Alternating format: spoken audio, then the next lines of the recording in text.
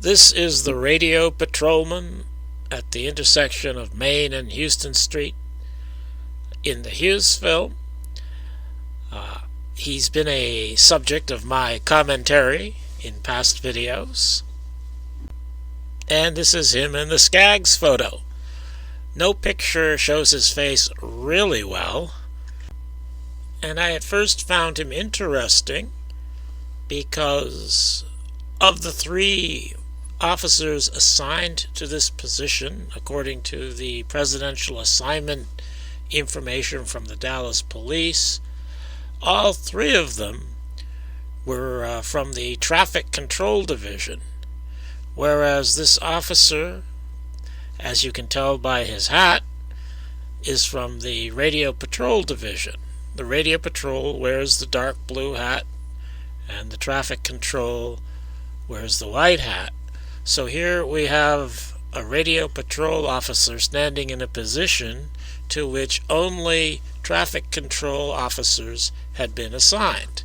So naturally I found that very interesting. And this officer also has his hand to his hat, as can be seen in one frame of the Dorman film, at the time that the presidential limo turns the corner from Main onto Houston, just as Jackie and Rip Robertson also have their hands on their hats. I take this to be a signal, and so since this officer is participating in the signal as the car turns onto Houston, I find him to be very interesting indeed.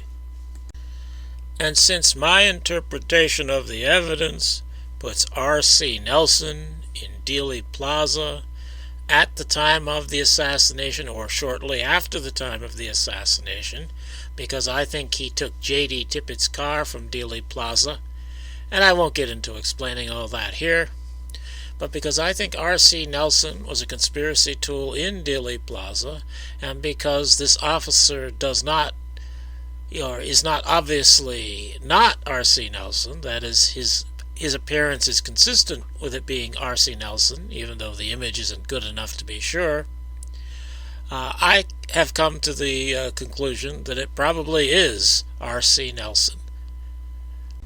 But just recently I've come across evidence to the contrary. Warren Commission document 1259, Curry letter of 17 July 1964 is a document, or you might call it a collection of documents, apparently created in July of 1964. And from those documents is this Dear Chief letter from an officer J.B. Allen, Julian B. Allen. And in this letter, he seems to be saying that he is this officer. On November 22nd, 1963, I made detail at 9 a.m. at the downtown police department, where we received instructions from Captain Lawrence, and I was assigned to the corner of Main and Houston, and received instructions at that time to keep the traffic back, hold the crowd back, watch for anything unusual or suspicious in the crowd and the buildings in our area, and to keep anybody from throwing at the cars.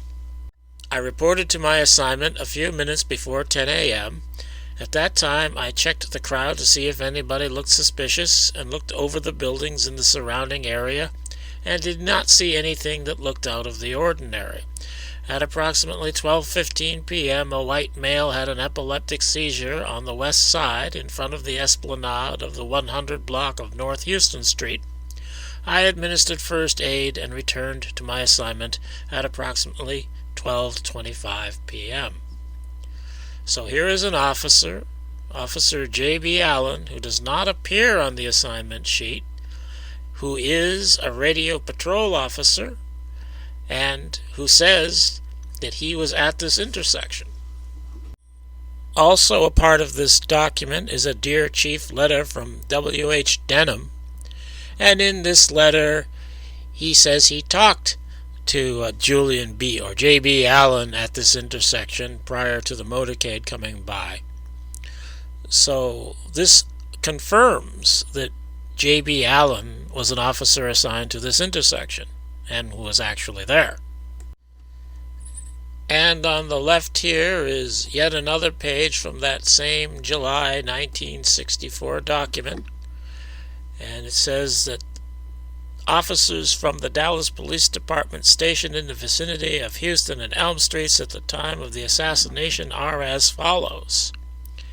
And other than Sergeant Harkness and Officer King, who are both motorcycle officers, three-wheel motorcycle officers, the three officers listed as being at the intersection of Main and Houston, well, actually two are listed as being at the intersection of Main and Houston. That's Allen and Denham. And C.E. Lewis is listed here as being at Commerce in Houston. They moved him up an intersection, apparently. But according to the presidential assignment sheet, which was created earlier, I'm not sure the date of that, but I think that was created closer to the time of the assassination.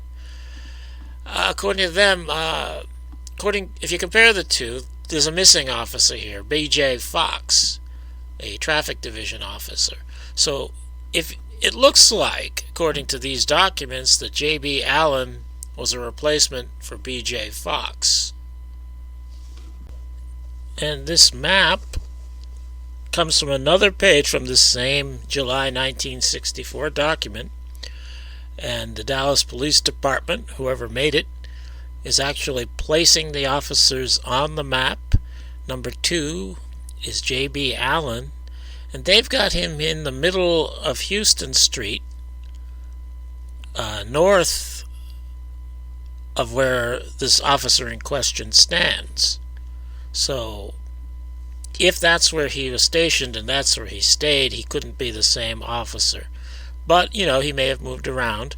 They've got number 4, W.K. King, in the position approximately where this radio patrol officer stands. But W.K. King is a motorcycle officer in the traffic division, and he wears a white hat. So if this July 1964 information is correct and complete, then this radio patrolman would have to be J.B. Allen.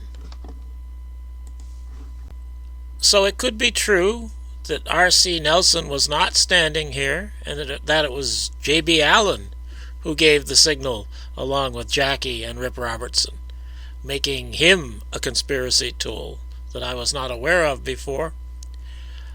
This wouldn't change my R.C. Nelson views any, except for this particular action. My theory does not depend upon him being this officer. I thought it made most sense given the information I had. But with this new information, I think I have to say that it's more likely that this is J.B. Allen, though it's certainly possible that this July 1964 information was fabricated in order to explain who this officer is and make it not be R.C. Nelson. But I think I will step back from my R.C. Nelson identification of this officer, and I think it's more likely that it's Julian B. Allen.